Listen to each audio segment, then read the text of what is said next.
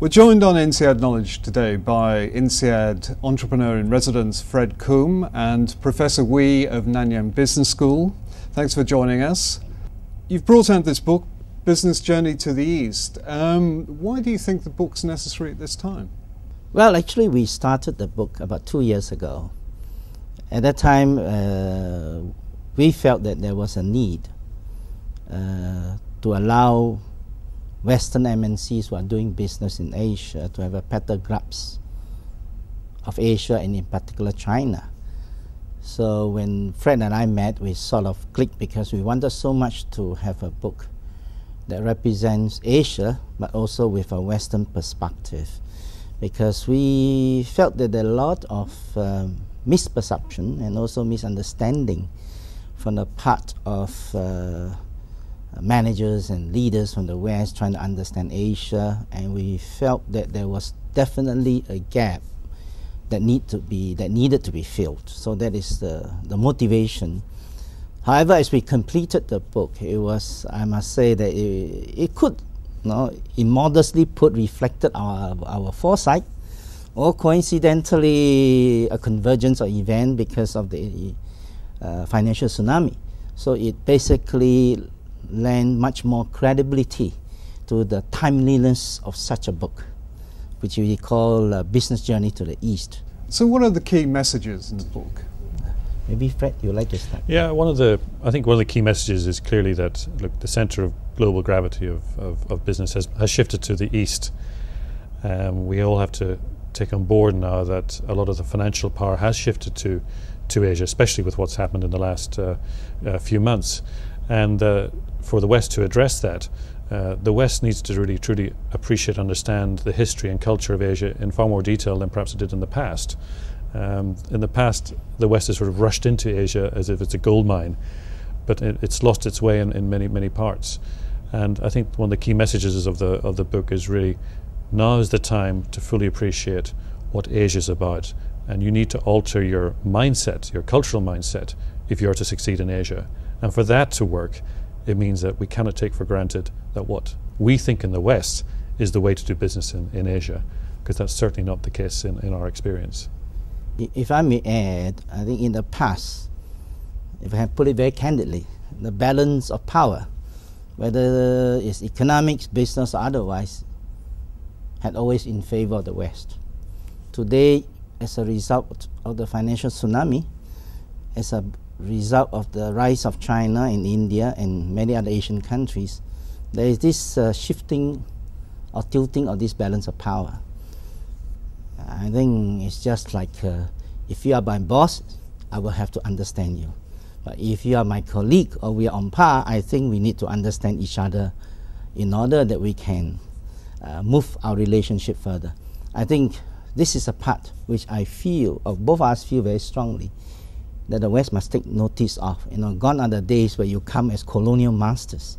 The balance of power is shifting towards the East, and I think if you want to excel in doing business, clearly I think awareness of the Asian mindset will be the beginning of wisdom in our assessment. In the book you talk about issues such as phase, Guangxi, but is the key message in there basically to suggest to Western managers that they should be more humble, that there should be greater humility? Well, I think this is where we feel that there is a slight cultural gap, because when we come to the whole notion of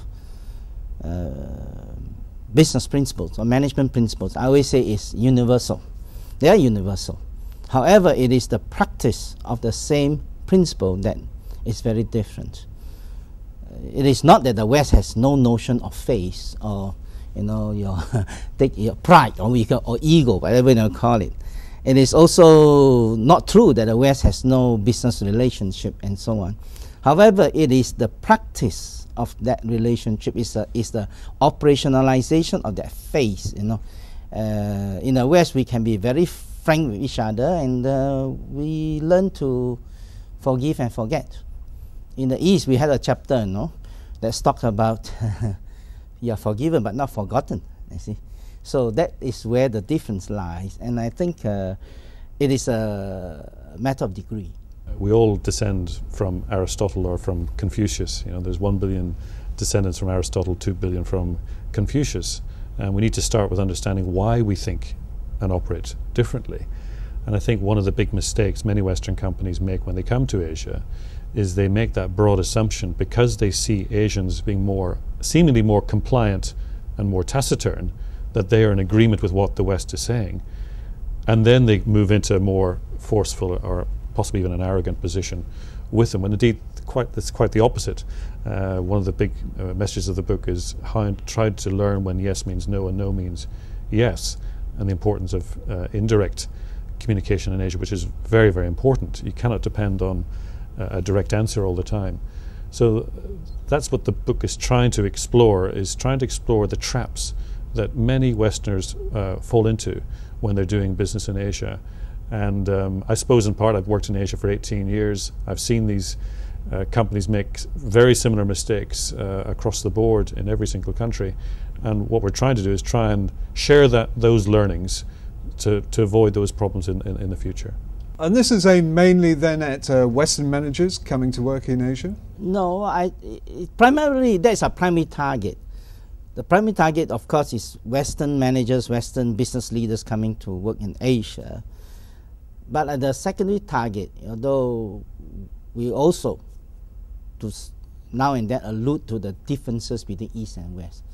And surprisingly, there's a lot of demand for this book, even in Vietnam today. They're trying to translate the book into Vietnamese because they find, hey, there is something in this book that also allow us, one, to take stock of ourselves, two, to understand the other side, because when we gave those anecdotes, we talk about Westerner behave this way, and I think that helps the Asian too, oh gee, if this guy is somewhat to the Asian mindset, rather crude, rather abrupt, rather in their mindset, arrogant, in reality it is him, it is their style of doing things. So that will also, I think, help the Asian to bridge the gap, I think. I think also many Western educated Asians, and I include places like Singapore and Hong Kong, they encounter the exact same problems that the Westerners face when they go and invest in Vietnam or Indonesia or mainland China. So it's got a relevance also to Asians as well. But of course the overall primary target has to be Westerners who are looking towards Asia, because this is the engine of growth for the next 5-10 years. When you're talking about Asia, aren't you though specifically talking about China and Southeast Asia? Our book define, for all intent and purpose, is when we talk about Asia, we were referring to those who were influenced by Confucian ethics or with some Chinese influence.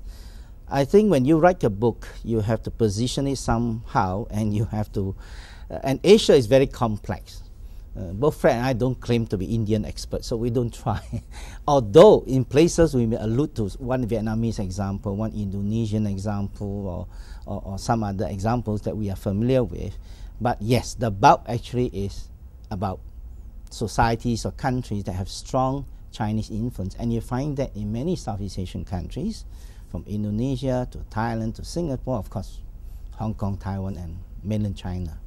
So we have to do some comparison. When we say East, how do we define the East by our definition, so that it is easier for us to draw out the examples and do the comparison.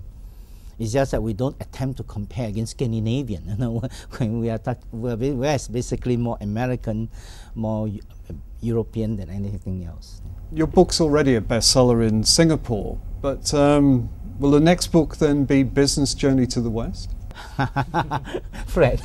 Funny, I think that is a good question, and in fact that's something I've already discussed with Professor Wee. I think that's now the big opportunity, is that with what has happened now in the West, the credibility of the West's institutions have been shattered in the minds of many Asians. And now I think there's tremendous opportunities for Asian companies now to expand into the West.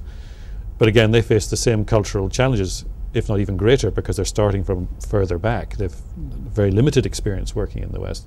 So I think there is a potential book in the offing for to help Asians understand how to do business in the West. And again, of course, there are many differences in the West between the US, Australasia, and Europe. So I think it's a very good question. Earlier on you mentioned the financial tsunami. Is it that basically Asians are going to grow in confidence? I think when we talk about the financial tsunami, I think it opened up a lot of flaws in the Western system. And here in Asia, we used to look up to the West for code of governance, for transparency, etc. And today, it is regretful to see that the West, if anything, is more corrupted than the East. You just take one incident of a guy who just squandered away $50 billion US. Now, the last financial crisis, the whole bailout of Asia is less than that amount. And you see episode after episodes where CEO come in private jets to beg for money, whereas if you are a Japanese CEO, you probably might have committed harakiri. So, now I've been quite blatant on such comment. I say, you probably will have committed suicide, And you have a guy who say, oh, I don't get $400 over $1 million, I only get $200 over $1 million.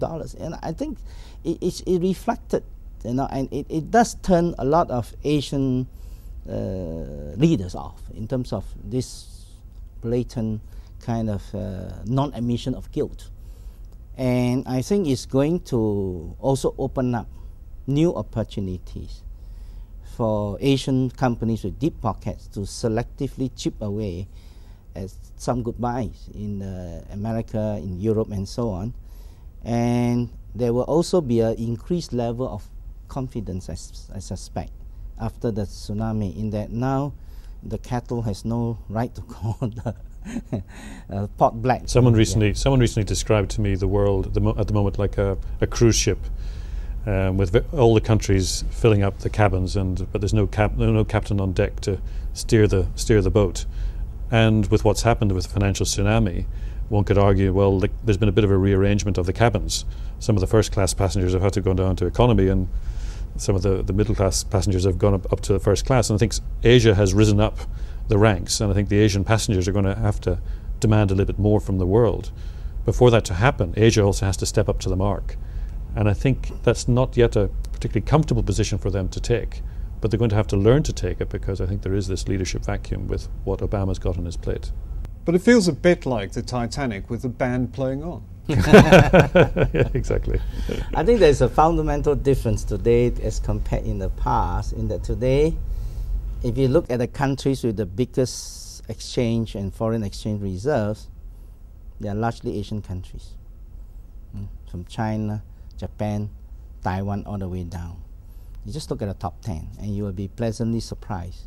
So it is not like a China before 1978. You are looking at, in terms of total wealth of a country, the richest country in the world already, the third largest economy, and continue to grow. So and that's why we feel that I don't think you can stop the momentum at all, despite even they are also taking a hit in this financial tsunami. But you will note that the Asian response thus far has been very measured.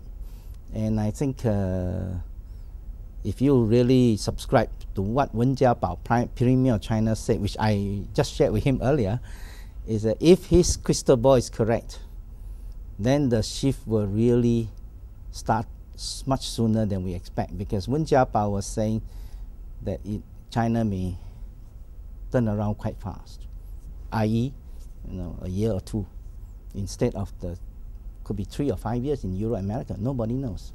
Professor Wee, Fred Combe, thanks for joining us on INSEAD Knowledge.